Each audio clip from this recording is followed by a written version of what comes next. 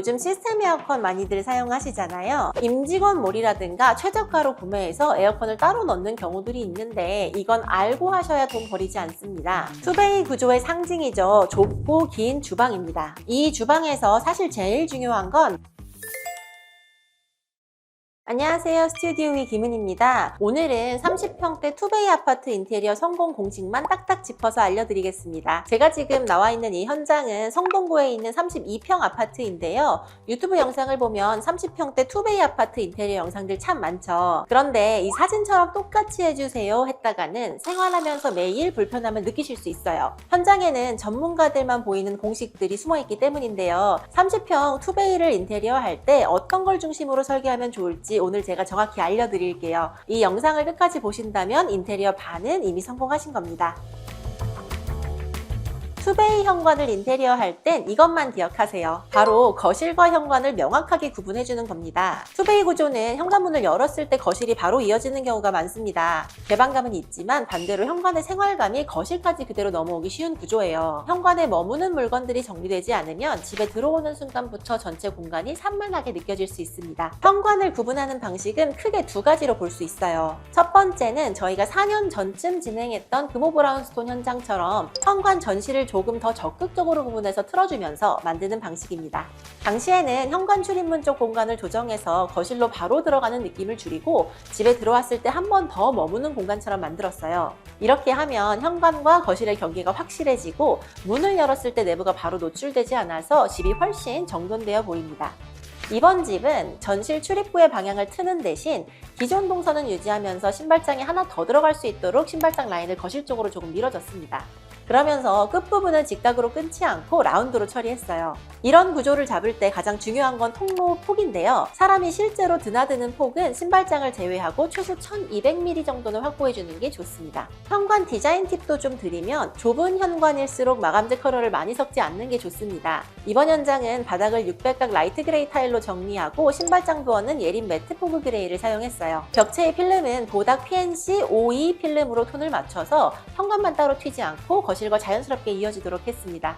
개방감을 주기 위해 오른쪽 신발장 도어는 전부 거울 도어로 구성했고 왼쪽 신발장은 가운데를 비워 작은 오픈 공간처럼 만든 다음에 하부를 띄워 간접 조명을 넣었어요. 방화문 필름은 보닥 RM008 필름으로 랩핑했습니다. 솔리드한 색감보다는 이렇게 패턴이 있는 메탈 필름 늘 자주 추천드리고 있습니다. 여기에 일괄소등 스위치까지 신설해서 외출할 때 조명도 한 번에 끌 수 있게 했습니다.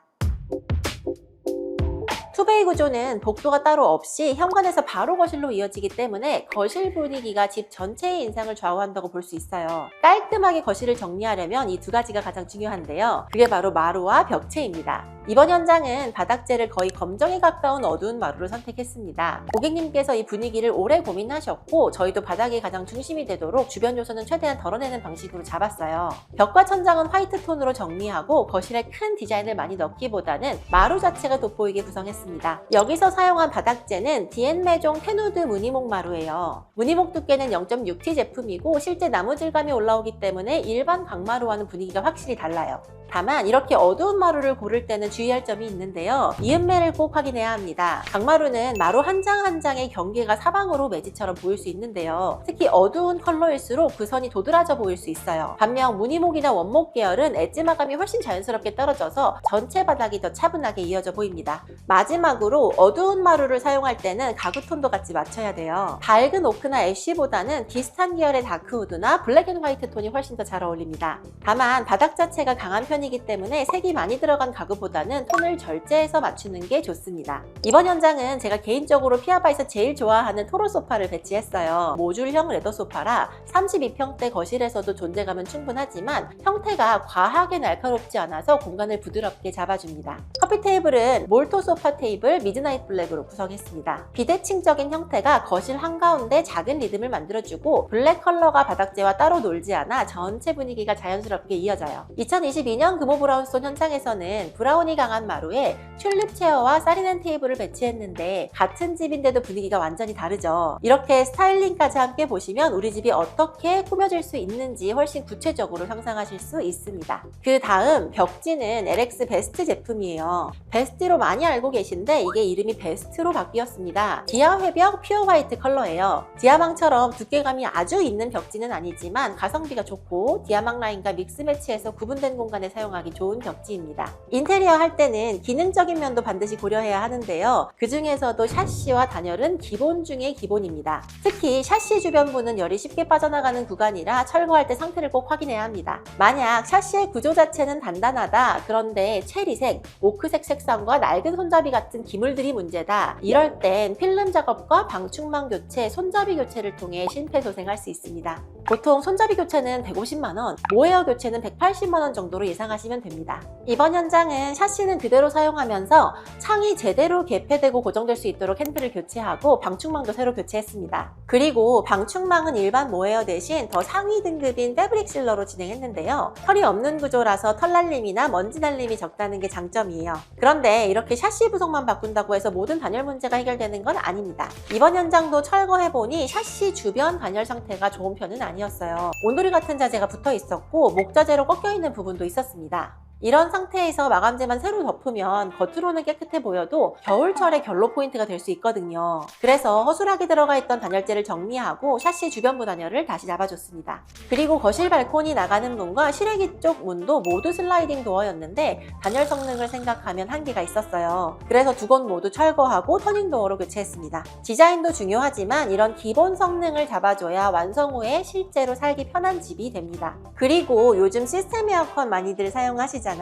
임직원몰이라든가 최저가로 구매해서 에어컨을 따로 넣는 경우들이 있는데 이건 알고 하셔야 돈 버리지 않습니다. 시스템 에어컨은 제품 가격만 보고 결정하시면 안 돼요. 특히 인테리어 공사와 같이 진행할 때는 배관 경로, 단내림의 위치, 드레인 배수, 천정 마감까지 같이 봐야 되거든요. 문제는 임직원몰이나 대형 유통사 설치팀은 대부분 본사 매뉴얼을 기준으로 시공한다는 건데요. 본사 매뉴얼 기준에서는 나중에 하자 접수 위험을 피하기 위해 조금만 조건이 애매해도 단을 내리거나 보수적인 방식으로 안내할 수 있어요. 그래서 인테리어 공사와 에어컨을 같이 진행할 때는 처음부터 연계된 업체나 경험 있는 사설 업체에 맡기는 게 훨씬 마감 면에서는 더 나은 선택이에요.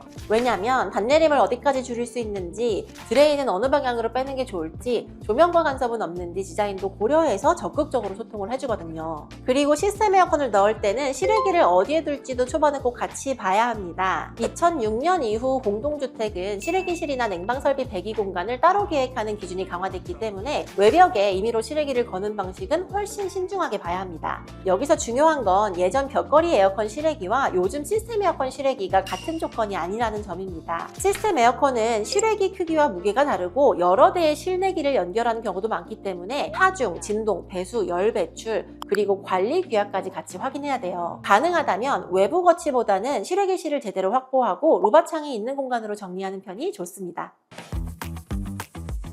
투베이 구조의 상징이죠. 좁고 긴 주방입니다. 이 주방에서 사실 제일 중요한 건 바로 냉장고 위치예요. 투베이 주방은 가로폭이 좁기 때문에 냉장고를 어디에 두느냐에 따라 인덕션, 싱크볼, 수납장의 위치가 같이 결정되거든요. 이번 현장은 주방 발코니나 인근 방을 확장해서 주방 영역을 물리적으로 넓힐 수 있는 조건은 아니었어요. 그래서 키치핀 냉장고를 주방 안쪽 면에 배치했습니다. 기존 화구 자리에 냉장고가 들어가면서 인덕션은 창가 쪽으로 옮겨졌어요. 주방은 지그자 형태로 구성해서 조리대와 수납을 함께 확보했습니다. 내부 작업 영역 폭은 1.2m, 진입 통로 폭은 1m로 잡았어요. 이 정도는 확보해야 냉장고도 들어가고 이동도 편합니다. 식탁 배치는 어떻게 하는 게 제일 좋을까요? 투베이 주방에서는 식탁을 주방 안쪽에 깊숙이 넣기보다 초입이나 벽면 쪽에 붙여 쓰는 편이 좋아요. 주방 폭이 좁고 길기 때문에 식탁이 동선 한가운데로 나오면 식사하는 사람과 이동하는 사람이 계속 부딪힐 수 있거든요. 이번 현장은 가속 구성원이 3분이라 4인 식탁 정도가 적당히 보이는데요. 형태는 한 면을 벽에 붙일 수 있는 사각형이나 라운드형이 현실적이에요. 이번에 저희는 식탁 다리가 매력적인 피아바의 스텔로 세라믹 테이블과 톤 톤 라지타 체어로 스타일링을 해보았습니다. 마지막으로 조명 팁을 드리면 주방은 2인치 다운라이트보다 멀티 사각 매입 등을 추천드려요. 다운라이트를 많이 넣으면 천장에 동그란 타공이 여러 개 보이고 확산형이냐 집중형이냐에 따라 조금 산만해 보일 수 있습니다. 이번 현장은 거실에서 주방을 바라봤을 때 조명이 최대한 규칙적으로 보이도록 신경 쓰면서 멀티 사각 매입 등을 중심으로 정리했는데요. 식탁 자리 위에 2개, 아일랜드 중간 영역에 2개, 메인 주방 상부장 앞쪽에 2개 이렇게 3칸으로 나눠서 배치하면 빛이 필요한 위치에는 충분히 밝히면서 천정 라인도 훨씬 심플해 보입니다.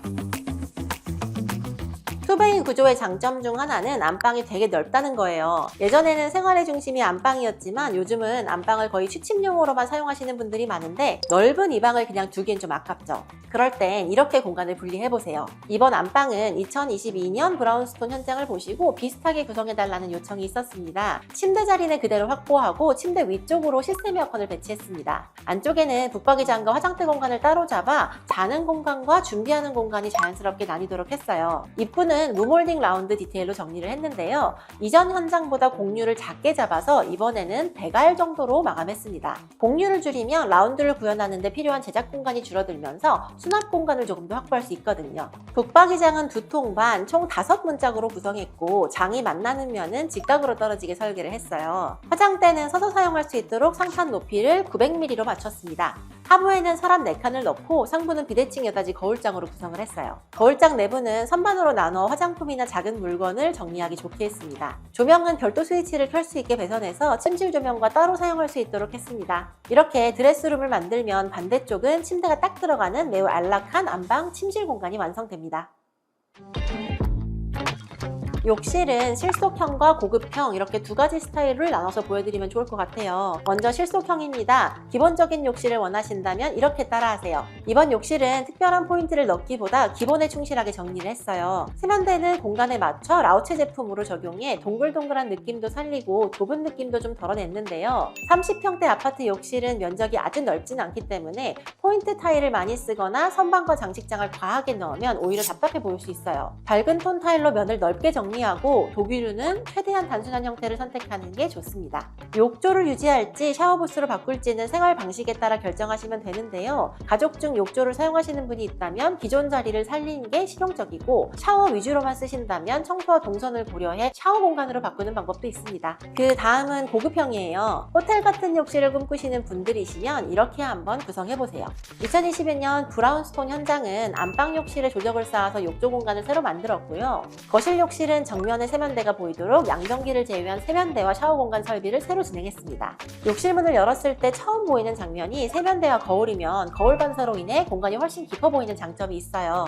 거울 주변에는 펜던트 조명을 두어 디자인 포인트를 주었는데요. 이렇게 세면대 주변에 펜던트 조명을 넣을 때는 물이 직접 닿는 위치는 피하고 거울 옆 사이드 공간에 배치하는 게 좋습니다.